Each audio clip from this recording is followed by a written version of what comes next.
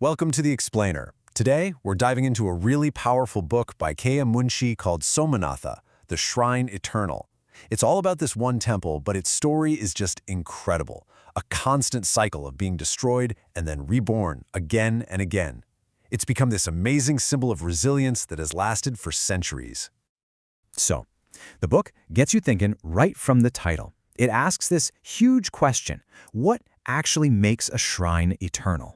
Is it the building itself, the stone and mortar? Or is it something else, an idea, a belief so strong that it just refuses to die, even when the physical structure is turned to rubble? And the story really begins right here, with this sacred symbol, the Jyotirlinga. You see, for thousands of years, this has been the spiritual core of the shrine. It's the one constant that has been there through every single version of the temple, connecting today all the way back to its most ancient roots. And you have to understand the author, Munshi. He wasn't some distant academic just writing about history. No, he was right there, deeply, passionately involved in the temple's final rebuilding. I mean, you can just feel the personal satisfaction in this quote, right? The ruins are no more. For him, this wasn't just about putting up a new building, it was about healing a historical wound. He actually dedicated the entire book to Sardar Vallabhbhai Patel, who was a giant of India's independence movement. And this handwritten note, wow, it's so powerful. It says, "To Sardar Patel, but for whom mine eyes would not have seen, the shrine of Somnath rise again." This really shows you that the temple's story was completely tied up in the story of the new nation itself. Okay, so to really get why this place matters so much, we've got to go way back. We have to look at its mythological origins, which all revolve around the story of Soma, the moon god. It's actually where the temple gets its name. The name Somanatha literally translates to Lord of the Moon.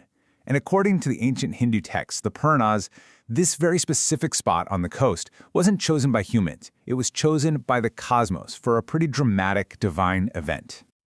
Okay, so this is the core legend, the origin story. You've got Soma, the moon god, who gets cursed by his father-in-law to literally fade away into nothing. In his desperation, he comes to this specific spot, Prabhasa, and he prays to Lord Shiva for help. And Shiva, being merciful, doesn't remove the curse completely, but he modifies it. He creates the phases of the moon, that constant eternal cycle of waning and then waxing back to fullness. It's this act of divine rescue, right here on this ground, that made the place sacred to begin with. And here's where it gets really fascinating. That divine story of losing everything and then getting it back, of waning and waxing, it's almost a perfect metaphor for what happened to the physical temple over the last 1,000 years. As Munshi lays out in the book, the temple's history became this dramatic repeating cycle. It would rise, become famous, incredibly wealthy, and then an invader would come and destroy it. The most famous one, of course, was Mahmud of Ghazni back in the 11th century. But here's the thing. After every single destruction, whether it was Ghazni or Khilji or centuries later Aurangzeb, it was rebuilt, defiantly. That just shows you how important this place was. And that's the crucial point, right? The story of Somanatha isn't really about destruction. For Munshi, the real story, the more powerful story, is about the relentless, unstoppable drive to rebuild. No matter how many times they tried to wipe it off the map, the spirit of the shrine just refused to die. So this whole cycle of ruin and rebirth, it all leads up to the 20th century. And this time, the rebuilding is different. It's the final, triumphant resurrection, and it's not led by a king, but by a brand new, independent nation. I mean, think about the timing. India had only been independent for a few months. And Sardar Patel goes to the ruins of the temple and announces that the new government is going to rebuild it. It was a hugely symbolic act, a way of reclaiming a piece of cultural heritage as part of building a new national identity. Now, think about the cost. We're talking just under 2.5 million rupees.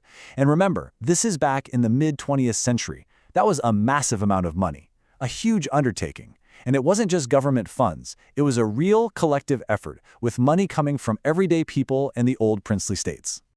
And they weren't building something small. No way.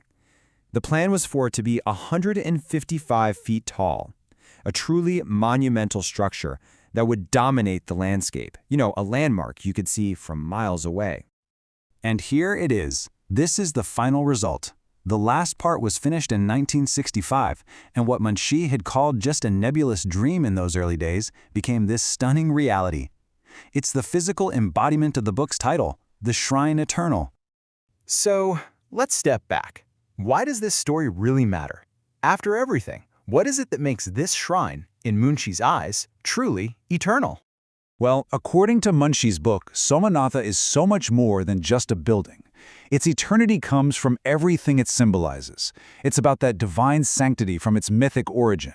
It's a witness to the sheer turbulence of Indian history. It's an incredible symbol of cultural resilience. And finally, in its modern form, it's a powerful statement about national identity. And that leaves us with a really big question to think about. Munshi's work suggests that when a country rebuilds a monument like this, it's about more than just stone and mortar. What you're really doing is rebuilding a piece of your collective memory and deciding what it means for the future.